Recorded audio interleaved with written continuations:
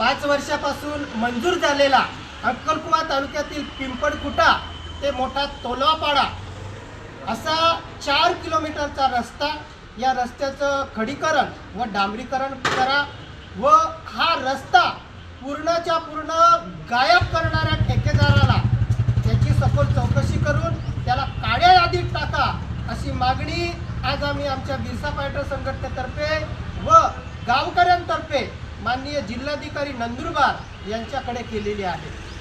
रस्ता नसल्यामुळे या गावातील लोक डोंगर दऱ्यातून प्रवास करत आहेत। रस्त्याअभावी गर्भवती महिलांचा एकूण 8 जणांचा दुर्दैवी मृत्यू झालेला आहे।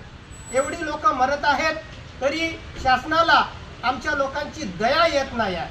म्हणून हा जो रस्ता ज्यांनी गायब केलेला आहे, या रस्त्याच्या संदर्भात ज्यांनी